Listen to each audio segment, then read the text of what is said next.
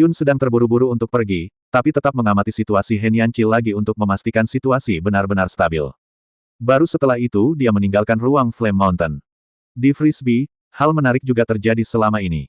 Tikus perisai dan pemuda berjubah Tao yang telah menerima perawatan terbangun pada saat yang bersamaan. Saat mereka melihat sekeliling dengan kebingungan. Sekelompok kultivator abadi yang telah ditindas oleh Lu Yun semuanya datang untuk mengeluh. Tindakan Lu Yun terhadap mereka diperbesar tanpa batas, tanpa menyebutkan satu kata pun tentang kepengecutannya sendiri. Yang utama adalah sebuah kebenaran. Ludahnya hampir menenggelamkan kedua pemuda berjubah Tao itu. Untungnya bagi pemuda Tao itu, dia tidak memiliki empati. Adapun penderitaan yang diderita orang lain, itu tidak ada hubungannya dengan dia, jadi dia mengabaikannya. Tikus perisai berbeda, dia adalah orang yang jujur dan jujur, begitu dia mendengar pengalaman tragis para pembudidaya abadi ini, dia langsung ingin melawan mereka. Di mana si penindas itu? Dia baru saja berdiri di sana. Tiba-tiba dia menghilang begitu saja. Segera setelah kultivator abadi selesai berbicara, sosok Lu Yun muncul. Para kultivator abadi yang menemukan pendukung mereka semuanya berdiri miring, menunjuk ke arah Lu Yun dan berkata, "Itu dia. Itu dia." Lu Yun melirik ke arah para petani yang marah dan berpikir, apakah dia meminum obat yang salah. Karena pemuda berjubah Tao dan tikus perisai tidak terlalu tinggi, dan mereka dikelilingi oleh sekelompok pembudidaya abadi, Lu Yun bahkan tidak melihat kedua orang ini pada pandangan pertama. Tikus perisai menyingkirkan kerumunan dan berteriak, "Di mana mereka? Jangan halangi saya." Tapi ketika tikus perisai dan pemuda berjubah Tao bertemu dengan mata Lu Yun, mereka semua tertegun sejenak. "Tuan Lu," pemuda berjubah Tao dan tikus perisai berkata serempak. "Kalian sudah bangun," Lu Yun berkata sambil tersenyum. Kemudian pemuda berjubah Tao itu juga tertawa. Sambil tertawa, dia menepuk bahu tebal tikus perisai itu dan bercanda, "Apakah kamu tidak akan membela para penggarap abadi ini? Jangan kaget, ayo." Wajah tikus perisai memerah dan dia berharap bisa menemukan celah di tanah dan merangkak ke dalamnya. Kekuatan Lu Yun terlihat jelas bagi mereka berdua di istana di bawah. Sekalipun tikus perisai dikenal karena pertahanannya yang kuat, ia tidak yakin bisa memblokir 3 gerakan Lu Yun. Apa perbedaan antara memintanya memberi pelajaran pada Lu Yun dan mencari kematian? Pada saat ini, kelompok pembudidaya abadi ini juga menyadari sesuatu, ketiga orang ini sepertinya saling mengenal, dan mereka tampaknya memiliki hubungan yang baik. Hanya dengan suara, desir, kelompok pembudidaya abadi menghilang di samping 2 tikus perisai dan terus berjongkok dan gemetar di dasar tembok. Untungnya, dia berlari kencang, jika tidak, jika dia ditangkap oleh tikus perisai, seluruh kepala Jujube akan terasa ringan. Lu Yun melihat situasi kedua tikus perisai itu dan bertanya dengan rasa ingin tahu, apa yang saya lewatkan. Haha, pemuda berjubah Tao itu tertawa lebih keras saat mendengar ini. Bukan apa-apa, bukan apa-apa, tikus perisai buru-buru bergumam, menatap tajam ke arah kelompok penggarap abadi. Melihat ini, Lu Yun bisa menebak secara kasar. Sebaliknya, dia memberitahu kedua tikus perisai apa yang terjadi di roda surgawi dan peraturan di sini. Haha, sepertinya aku bisa bertarung berdampingan dengan Tuan Lu lagi. Tikus perisai itu tertawa heroik. Pemuda berjubah Tao mengangkat tangannya dan mengucapkan terima kasih, Tuan Lu, karena telah menyelamatkan saya. Jika tidak, saya mungkin akan kehilangan nyawa saya tanpa menyadarinya. Dibandingkan dengan tikus perisai, pemuda berjubah Tao jelas melihatnya lebih teliti. Situasi saat ini kira-kira sama dengan apa yang dijelaskan Lu Yun, tetapi juga sedikit berbeda. Dari 12 frisbee yang asli, sekarang hanya tersisa 3. Jelas sekali bahwa Lu Yun telah bertarung 2 pertandingan berturut-turut saat mereka tertidur. Memikirkan hal ini, pemuda berjubah Tao melihat lagi sekelompok kultivator yang gemetar di sudut, menggelengkan kepalanya dan berkata, "Tuan Lu. Saya tidak dapat membayangkan bagaimana Anda memimpin orang-orang ini meraih 2 kemenangan berturut-turut. Ini hanya keberuntungan. Aku bertemu 2 orang yang lebih lemah."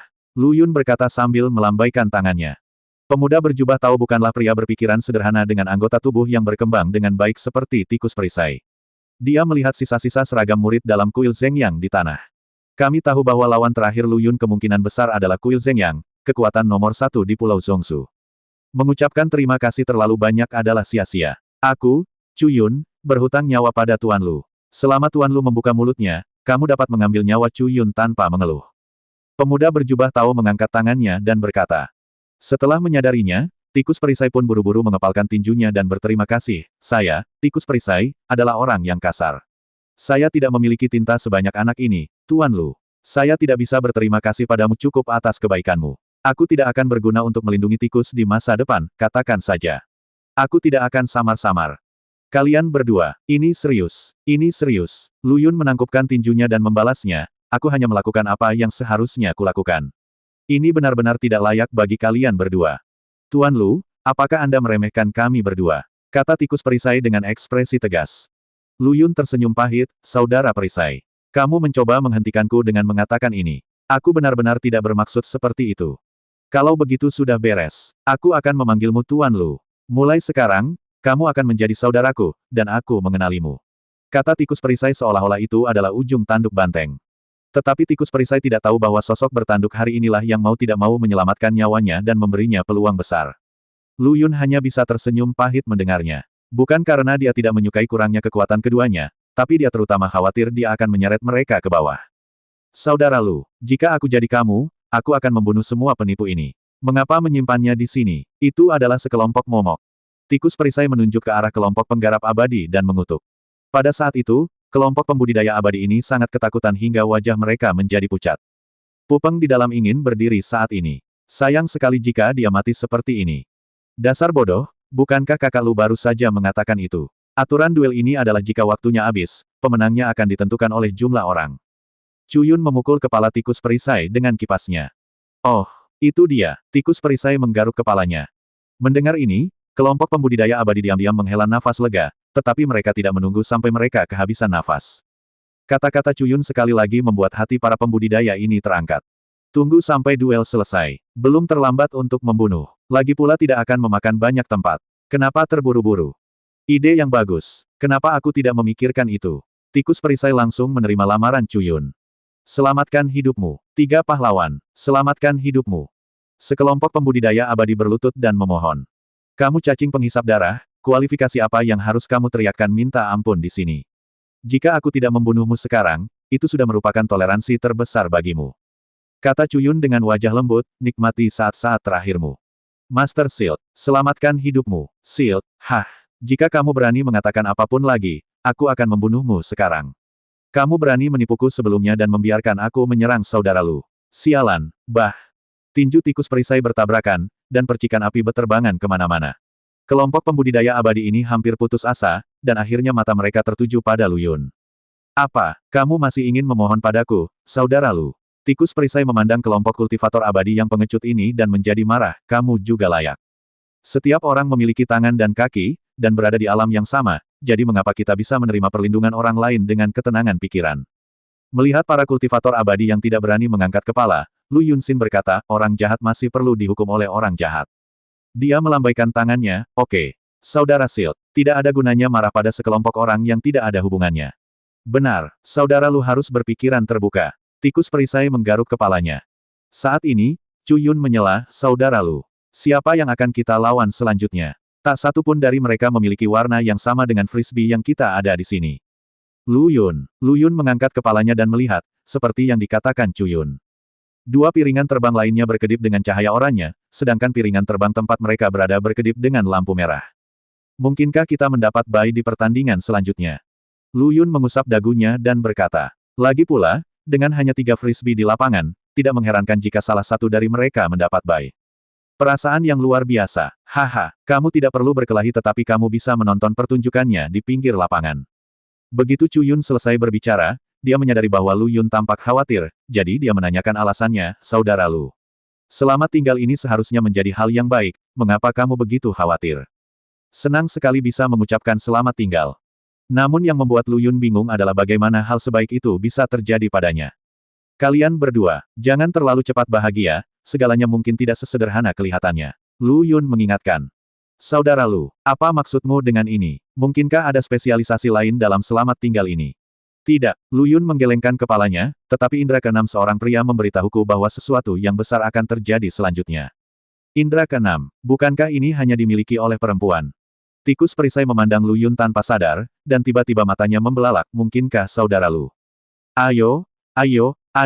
Saya pria yang serius, bermartabat, setinggi 7 kaki. Lu Yun juga tahu bahwa alasan ini agak tidak masuk akal, tapi itu lebih baik daripada memberitahu 2 tikus perisai bahwa dia terjerat oleh dewa nasib buruk. Percayalah pada intuisiku dan bersiaplah bertarung kapan saja, untuk berjaga-jaga. Lu Yun takut Chu dan Yun tidak akan menganggapnya serius, jadi dia memerintahkan lagi. Melihat kedua orang itu mengangguk, Lu Yun melanjutkan, kalau begitu bersiaplah, ada hal lain yang harus aku lakukan. Oke, kamu sibuk, kakak Lu. Lu Yun mengangguk dan berjalan menuju batas frisbee. Di perbatasan, dia bisa dengan jelas melihat piringan terbang tempat Zhao Hong berada. Itu benar, ketika Lu Yun baru saja memindai, dia menemukan bahwa cakram terbang yang digunakan Zhao Hong juga memenangkan duel sebelumnya. Mengalahkan lawan yang menurut Pupeng kekuatannya berbeda-beda. Dan inilah yang membuat Lu Yun penasaran. Dia mengetahui kekuatan keseluruhan piringan terbang Zhao Hong dari Pupeng. Dapat dikatakan bahwa Zhao Hong dan dia adalah saudara dekat. Kecuali Zhao Hong, tidak ada kultivator abadi yang dapat mengambil tindakan pada piringan terbang tersebut. Sebelum tikus perisai bangun, bagaimana mungkin Lu Yun masih memiliki boneka untuk membantunya? Setelah mendengar analisis Pupeng tentang kekuatan kedua belah pihak, bahkan Lu Yun tidak tahu bagaimana memecahkan situasi tersebut. Di luar dugaan, hal mustahil tersebut ternyata berhasil dilakukan oleh Zhao Hong. Anda tahu, kekuatan Zhao Hong adalah salah satu yang terbaik di antara generasi muda di kota Zhongzhou nomor 33, tetapi di Pulau Zhongzhou, di mana orang jenius ada di mana-mana, dia hanya bisa dianggap rata-rata. Mungkinkah ada monster tua tersembunyi di piringan terbang itu yang tidak dikenali Pupeng? Lu Yun menebak. Pada saat ini, Zhao Hong juga kebetulan melihat ke arah Lu Yun, dengan tatapan berbeda di matanya. Mungkin dalam pandangan Zhao Hong, sungguh mengherankan bahwa Lu Yun bisa mengalahkan kuil Zhengyang. Keduanya saling memandang dan tersenyum. Saat Lu Yun hendak berbicara, dia melihat sosok muncul di samping Zhao Hong. Dia membisikkan beberapa kata di telinga Zhao Hong, dan melihat Zhao Hong berbalik dan pergi tanpa menoleh ke belakang. Dan Lu Yun kebetulan mengetahui sosok ini, Marsekal Hei, penanggung jawab kedai Suanyi di kota Zhongzhou No. 33. Lu Yun tidak menyembunyikan pandangannya dengan sengaja, jadi Komandan Hei dengan sendirinya akan menyadarinya. Setelah melirik Lu Yun, Marsekal Hei mengusap leher Lu Yun lalu pergi. Kamu benar-benar menyimpan dendam, Lu Yun tersenyum pahit. Namun sekilas ia dapat melihat bahwa lelaki tampan berkulit hitam itu bukan lagi lelaki tampan berkulit hitam sebelumnya. Meskipun dia masih nakal dan memandang orang dengan lubang hidungnya, ada rasa dingin alami pada dirinya. Ini tidak bisa diakumulasikan dalam semalam. Teman kecil, lebih memperhatikan orang ini. Suara Liu Shen berasal dari ikan kayu di pinggangnya. Keenam, apakah kamu juga melihat ada yang salah dengan pria tampan berkulit hitam ini? Ini bukan hanya masalah. Masalahnya semakin besar. Dia telah memperoleh warisan Peng Chang. Siapa teman Peng Chang? Lu Yun mengerutkan kening. Su Tiancheng pernah memiliki 4 dewa besar di bawah komandonya, dan Peng Chang ini adalah salah satunya. Dia kejam, haus darah, dan mudah dibunuh. Dia telah mencapai puncak dalam mempraktikkan hukum bayangan. Lu Yun terkejut ketika mendengar ini, dia pernah mendengar Lord Skyfire berbicara tentang 4 raja surgawi di bawah Su Tiancheng ketika dia berada di dunia cermin. Tapi tidak ada kabar setelahnya, dan Lu Yun perlahan-lahan melupakannya. Tiba-tiba Lu Yun teringat sesuatu dan bertanya pada Liu Shen, apakah wanita yang baru saja melihatku juga mendapatkan warisan 4 raja surgawi? Orang tua ini benar-benar tidak memperhatikan. Selain laki-laki tadi, masih cukup sulit untuk mengetahui apakah warisan telah diperoleh dari luar. Liu Shen menjelaskan, oke, faktanya, ketika Lu Yun menanyakan pertanyaan ini, dia sudah memiliki jawabannya di benaknya, Zhao Hong memiliki kemungkinan besar untuk menerima warisan 4 raja surgawi. Tidak sulit untuk menjelaskan mengapa frisbee milik Zhao Hong menang meskipun perbedaan kekuatannya sangat besar. Sepertinya pertarungan terakhir adalah dengan frisbee di mana Zhao Hong berada. Kebetulan ada sesuatu yang perlu diklarifikasi secara langsung. Lu Yun berkata dan mengalihkan pandangannya ke hadiah frisbee ketiga. Tidak banyak pembudidaya abadi di atas, tetapi semuanya terkenal di daftar pahlawan mabuk. Bisa dikatakan orang yang memegang frisbee ini memiliki kekuatan paling seimbang di antara 12 frisbee aslinya.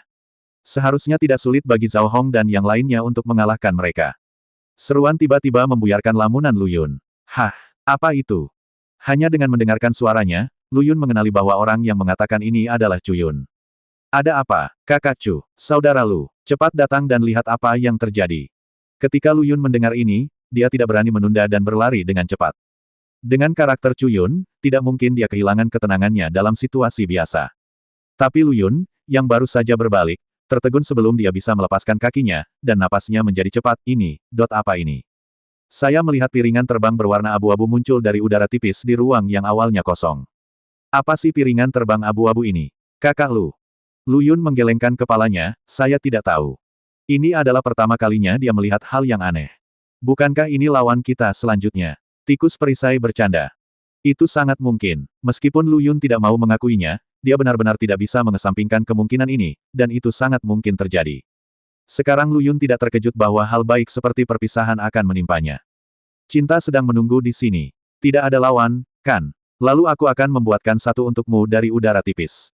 Tapi tidak ada seorang pun di frisbee abu-abu ini. Chu Yun memandang frisbee abu-abu telanjang dan berkata, mungkinkah kita bersaing dengan udara dalam pertarungan kecerdasan dan keberanian? Itu sangat mungkin. Tikus perisai meniru ekspresi Lu Yun barusan dan berkata dengan sikap yang bermartabat. Meski peniruannya agak janggal, namun emosinya tetap sangat bagus. Dari segi skalanya harus emosional, aktingnya harus emosional, dan sikapnya harus emosional. Kenapa kamu tidak diam di tempatmu sekarang? Kalau begitu, lalu apa gunanya membuat piringan terbang abu-abu ini? Bukankah itu tidak perlu? Chu Yun mengangkat kakinya dan menendang tikus perisai itu menjauh. Orang ini di sini bukan untuk membahas masalah sama sekali, dia hanya membuat masalah. Ini juga pertama kalinya aku menemui hal yang aneh. Entah bagaimana situasinya, tapi lebih baik berhati-hati dan selalu siap bertarung. Lu Yun memandangi piringan terbang berwarna abu-abu itu dan berkata, "Saya sangat merindukan hari-hari ketika Tuan Tianhuo ada di sini di hati saya. Jika dia ada di sini, dia pasti bisa menjawab pertanyaan Lu Yun dan memberinya ide." Seperti Lu Yun, dia masih mengingat masa lalu. Ada orang lain di dunia atas, dan itu adalah musuh bebuyutan Lu Yun, orang yang tidak akan pernah berhenti bertarung, Beidi. Saat ini, Beidi sedang depresi dan sedang tidur nyenyak di lantai kristal es yang berisi toples wine. Melihat sekeliling, selain toples anggur yang pecah, hanya tersisa muntahan berbau busuk. Suhu lebih dari 20 derajat di bawah nol masih belum mampu meredam bau muntahan yang menyengat. Ayo lanjutkan minum. Beidi mengambil pecahan toples wine di sampingnya dan menaruhnya ke mulutnya. Terlihat Beidi sedang mabuk dan tidak sadarkan diri. Bang! Toples anggur itu jatuh ke tanah dan pecah berkeping-keping. Pelayan, sajikan anggurnya. Hari ini aku ingin bersenang-senang sampai aku mabuk. Beidi meletakkan tangannya di tanah dan meraung sambil mengayunkan tubuhnya. Tiba-tiba seluruh istana diliputi badai dahsyat. Duan Liangchen telah menjadi lebih dari sekadar teman dekat Beidi. Meski hubungan mereka tidak diterima dunia. Selamat siang, aku pasti akan membalaskan dendammu. Beidi menengadah ke langit dan meraung. Pada saat ini, pintu yang terbuat dari kristal es didorong ke depan, dan sesosok tubuh cantik masuk. Saya hampir muntah saat mencium bau menyengat di istana. Nantong, apakah kamu sudah menemukan pembunuh Liangchen? Siapa itu? Katakan padaku secepatnya. Beidi meraih kera orang yang masuk dan meraung dengan gila. Orang yang membunuh Duan Liangchen belum ditemukan, tapi kami memiliki beberapa petunjuk. Dikabarkan bahwa ada sekelompok pembudidaya abadi di kuil Zhengyang di Pulau Zhongzhou yang telah keluar dari reruntuhan kuno. Mereka seharusnya tahu ada berita. Menusuk, angin kencang membuat wajah Nantong sakit. Saat dia membuka matanya lagi, Beidi sudah menghilang ke dalam aula, hanya menyisakan pecahan toples wine dan es batu di lantai. Tidak bagus. Nantong segera berlari keluar aula dan berteriak ke langit, "Beidi, kamu tidak bisa pergi ke Pulau Zhongzhou." Pada saat ini, waktu seolah berhenti. Angin kencang tiba-tiba berhenti, dan butiran salju sebesar bulu angsa terhenti di udara, Beidi yang juga berbau alkohol. Lapar, Beidi memegangi kepalanya dan meraung. Beidi, perbedaan antara rencana adalah langkah terakhir. Jangan biarkan dirimu terbawa suasana saat ini dan hancurkan masa depanmu. Nantong datang ke sisi Beidi dan berkata, kamu harus mengutamakan situasi secara keseluruhan. Tapi, balas dendam Liangchen harus dibalas. Beidi mengepalkan tinjunya dan berkata dengan tubuh gemetar. Hanya ketika seseorang sangat marah tubuhnya akan gemetar tak terkendali. Tentu saja, dia mungkin juga kedinginan.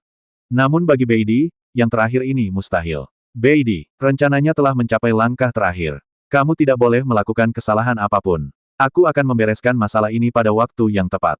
Nantong berdiri di belakang Beidi dan berkata pelan. Salju tebal menimpanya, dan dalam sekejap, dia hampir berubah menjadi manusia salju. Tapi, Beidi meronta, tinjunya yang terkepal akhirnya mengendur, Nantong. Cari tahu siapa yang membunuh Liangchen. Kamu tidak perlu melakukan apapun. Saya, Kaisar Utara, pada dasarnya suka menyendiri. Hanya Anda yang dapat saya andalkan sepanjang hidup saya sebagai seorang prajurit. Sekarang saya telah dijebak oleh orang lain di malam putih dan mati secara menyedihkan di sebelah kanan, waktu, tidak ada yang bisa terjadi padamu lagi. Nantong gemetar, dan perlahan mengulurkan tangannya ke arah Beidi, tapi ketika dia hendak menyentuhnya, dia menarik kembali, ya. Saya akan melakukannya sekarang. Saat dia berbicara, Nantong berubah menjadi bintang jatuh di cakrawala dan meluncur ke kejauhan. Pada saat ini, di sisi Lu Yun, dua frisbee bertabrakan. Lu Yun dan tiga lainnya berdiri di stasiun dok, menunggu, tapi masih tidak ada apa-apa di piringan terbang abu-abu itu. Lu Yun memindainya berulang kali dengan kesadaran spiritualnya, tetapi tidak menemukan sesuatu yang aneh. Ini pada dasarnya dapat mengesampingkan satu hal, musuh tidak terlihat oleh mereka dengan pandangan mereka. Namun semakin sering hal ini terjadi, semakin sedikit Lu Yun dan yang lainnya berani bertindak gegabah. Oh, tidak apa-apa melakukan ini sambil berdiri. Biarkan aku bergegas masuk dan melihatnya. Tikus perisai pemarah melepaskan lengannya dan bergegas menuju piringan terbang abu-abu. Lu Yun, yang memiliki mata tajam dan tangan yang cepat, menghentikannya, saudara perisai. Saya sangat cemas. Benar, kamu benar-benar idiot. Jika kamu menyerang semuanya, itu hanya akan menyakitimu.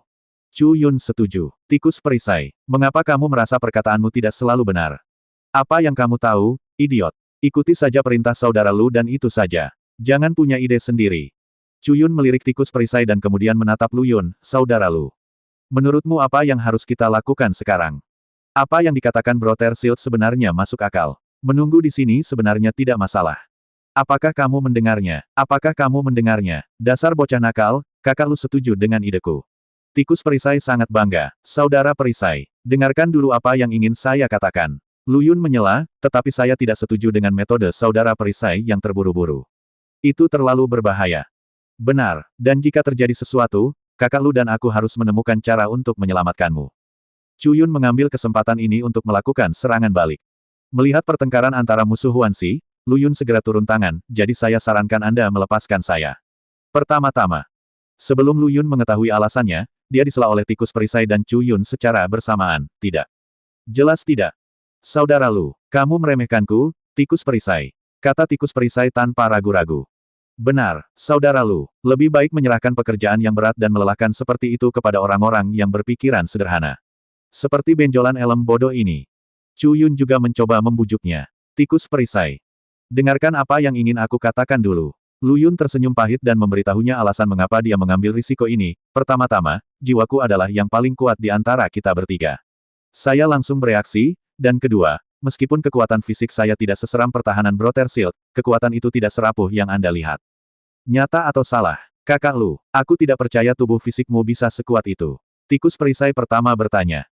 Lu Yun memiliki pencapaian besar dalam jiwa, yang dapat dilihat oleh keduanya, tetapi Lu Yun mengatakan bahwa kekuatan fisiknya adalah yang kedua setelah pertahanan batu tikus perisai, yang tidak mereka percayai. Ayo, Lu Yun mengulurkan tangannya ke arah tikus perisai. Siltrat memahaminya dan menangkapnya. Disinilah pertikaian paling sederhana dalam hal kekuatan dimulai. Chu Yun mengira ini akan segera berakhir, dan tikus perisai menang dengan keuntungan yang luar biasa. Namun kenyataan menamparkan wajahnya dengan keras, dan keduanya tetap berada dalam kebuntuan selama beberapa menit, dan seiring berjalannya waktu, tikus perisai benar-benar kehilangan arah. Bahkan jika Anda tidak menggunakan hukum pada akhirnya, Anda tidak akan mampu bertahan. Saya yakin, saudara Lu, karena dibandingkan dengan dia yang kehabisan nafas, Lu Yun tidak tersipu dan kehabisan nafas. Perbedaannya tidak terlalu kentara. Sekarang saatnya kalian berdua mempercayaiku. Lu Yun merentangkan tangannya dan berkata, lebih aman membiarkan aku menjadi pelopor penjelajahan jalur. Siltrat dan Chu Yun saling memandang, faktanya ada di depan mata mereka, kualifikasi apa yang mereka miliki untuk menghentikan Lu Yun. Tetapi ketika Chu Yun melirik ke arah kultivator abadi yang bersembunyi di sudut, dia langsung berpikir, saudara Lu, tunggu. Kita memiliki sekelompok besar, kelinci percobaan. Mengapa kita harus mengambil risiko sendiri? Ya, kenapa aku tidak memikirkan itu? Tikus perisai menamparkan keningnya dan memandang kelompok pembudidaya abadi seperti serigala yang memandangi domba. Seperti kata pepatah, kumpulkan pasukan selama 1000 hari, gunakan sebentar. Aku, saudara Lu, melindungimu 2 kali, jika tidak, kamu akan mati. Sekarang giliranmu untuk melapor kepada saudara Lu. Chu Yun melirik kelompok pembudidaya abadi dan mengucapkan kata demi kata.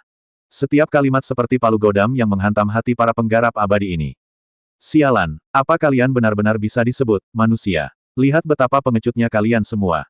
Tikus perisai mengumpat dengan marah, melangkah maju dan meraih yang terkuat di antara para pembudidaya abadi, hanya kamu. Kamu telah menumbuhkan begitu banyak daging secara gratis. Sungguh menghina tuan kedua yang membawa pedang besar, wajah.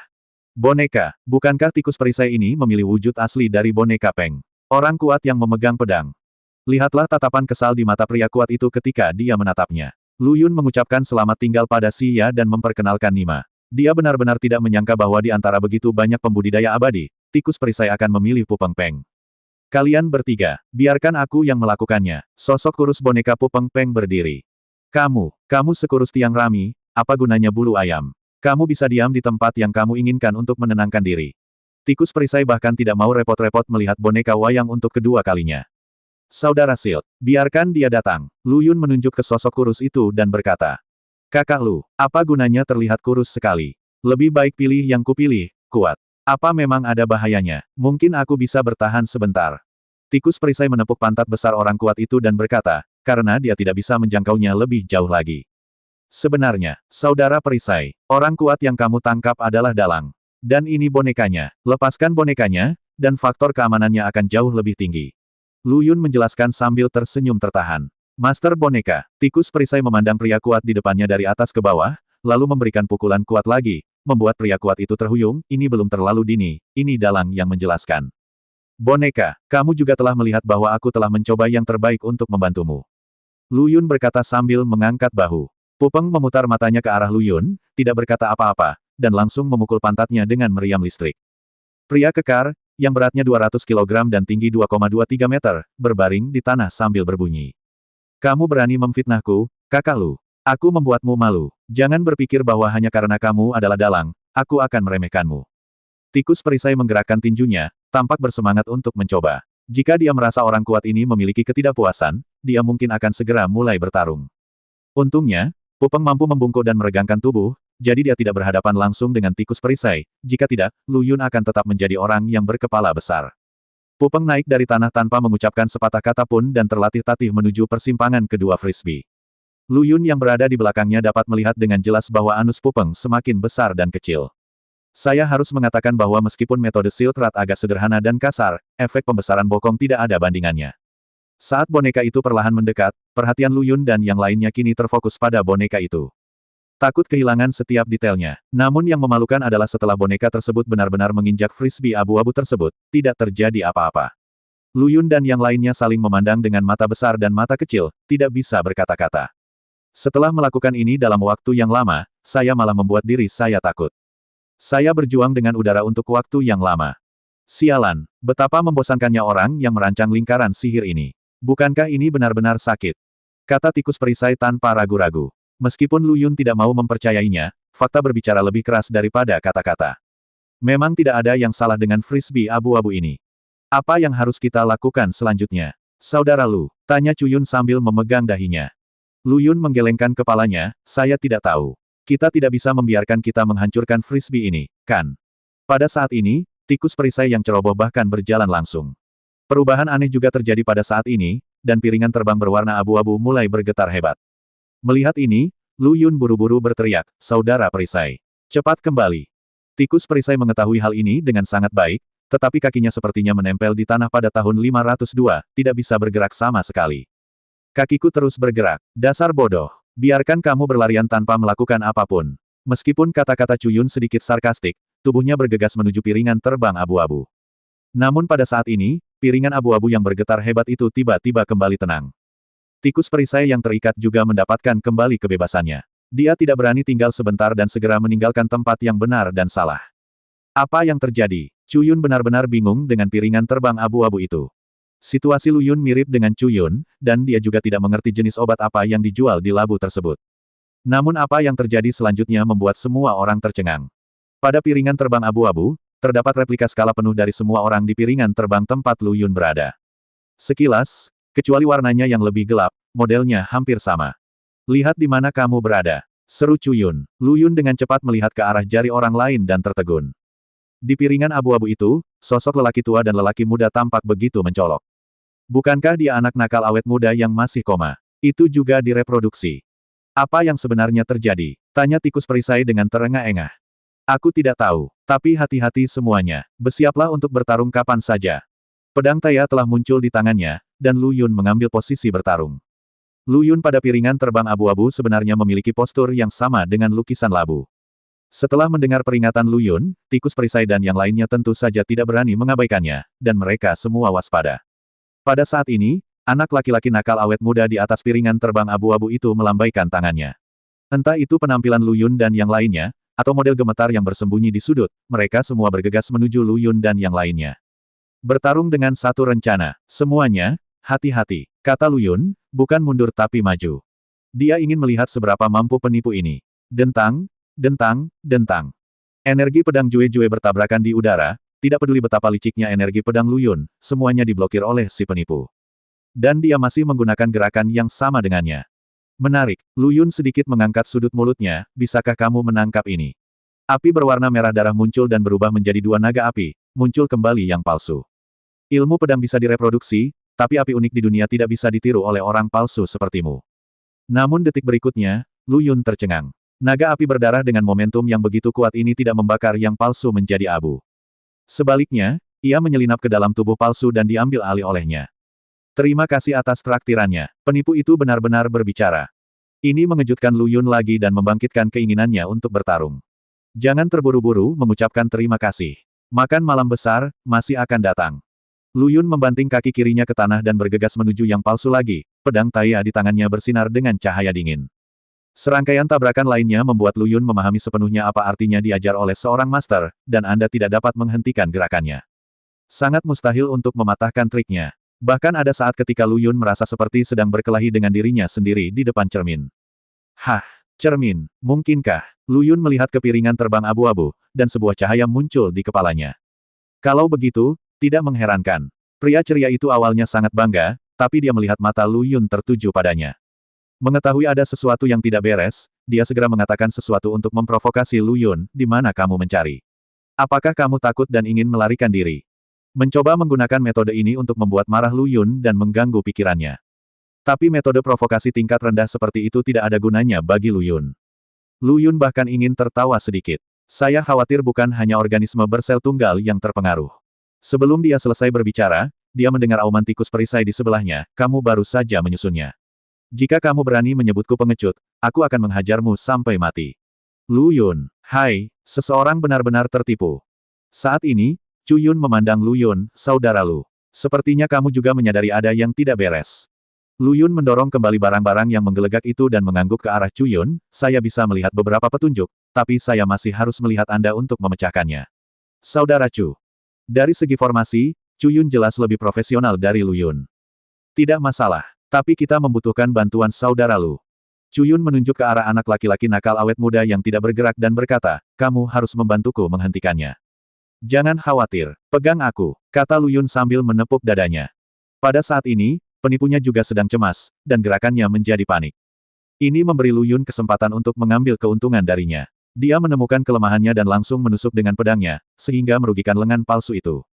Saudara Chu, ikuti aku, Lu Yun berkata dan berjalan lurus menuju piringan terbang abu-abu itu. Pada saat yang sama, anak laki-laki tua nakal itu juga bergerak dan langsung menuju ke arah Lu Yun. Gerakan awalnya adalah gerakan Sigang Siang, Bajibeng. Lu Yun mengayunkan pedangnya, dan beberapa bunga pedang dengan bijaksana melawan. Tapi bunga pedang tajam ini tidak seperti apa-apa, dan mengenai bocah nakal abadi itu tanpa masalah sama sekali. Sebaliknya, Lu Yun terguncang kembali ke piringan terbang aslinya karena antusiasme Bajibeng. Si pemalsu, yang telah menunggu lama, menyambungkan pedangnya beberapa kali, dan langsung menusuk bagian vital Lu Yun dengan pedangnya. Ah! Lu Yun meraung dengan marah, warna merah menyala di matanya, dan dia dengan paksa menghilangkan semua kekuatan dari tubuhnya. Baru pada saat-saat terakhir dia lolos dari serangan si penipu. Ketika Chu Yun melihat adegan ini, dia sangat ketakutan hingga dia berkeringat dingin. Jika Lu Yun dipukul dengan keras seperti ini, dia akan merasa bersalah seumur hidupnya. Saudara Lu, jangan terburu-buru melakukan hal seperti ini, pikirkan saja dalam jangka panjang. Lu Yun mengangguk dan melihat lagi ke arah penipu yang telah menyambungkan kembali lengannya. Sepertinya aku tidak bisa menyembuhkanmu tanpa memberimu kerja ekstra. Ayo, lakukan saja jika kamu mau. Lihat apakah aku bisa menyelesaikannya. Kata si penipu dengan sangat percaya diri. Oke, tubuh Lu Yun dipenuhi dengan niat pedang yang tegas, yang dengan gila-gilaan dituangkan ke dalam pedang Taya. Tetapi ketika dia setengah menabung, Lu Yun tiba-tiba melancarkan serangan. Si penipu sepertinya telah menebak segalanya dan melakukan hal yang sama hampir pada saat yang bersamaan. Sudut mulut Lu Yun sedikit terangkat, kamu telah dibodohi. Apa? Si pemalsu tercengang saat melihat Lu Yun tiba-tiba terhuyung menjauh. Chu Yun, yang sudah lama menabung, berdiri di belakang Lu Yun sambil memegang kuas setinggi manusia di tangannya. Dia dengan cepat menulis kata, kematian, di depannya. Langsung ke barang palsu Lu Yun. Saat ini, sudah terlambat bagi barang palsu untuk melarikan diri. Ledakan. Sebuah ledakan terdengar di kejauhan. Aku masih harus mengandalkanmu, Kakak Chu. Lu Yun mengagumi saat dia melihat barang palsu yang diledakkan menjadi tidak ada. Itu konyol. Kakak Lu, benar. Di mana gelembungmu itu? Apakah kamu juga memecahkannya? Lu Yun bertanya. Chu Yun menggelengkan kepalanya, terlalu sulit untuk menyelesaikan hal itu. Dia bisa mengetahui semua gerakan yang aku tahu, dan dia juga bisa memutus lingkaran sihir yang aku tahu. Jadi aku menggunakan sedikit trik untuk menjebaknya. Chu Yun menunjuk ke suatu arah dan berkata. Melihat ke sepanjang jari, penipu Chu Yun bertarung bola-balik dengan tukang kertas. Lu Yun tercengang, tapi dia segera menyadari ada yang tidak beres. Itu tidak benar, Kakak Chu. Bukankah kamu baru saja mengatakan bahwa orang gelembung ini juga bisa mengatur formasi?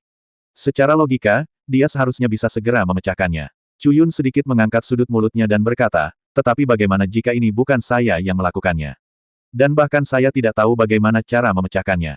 Lu Yun tertegun sejenak, lalu diam-diam menggelengkan kepalanya, Kakak Chu masih hebat.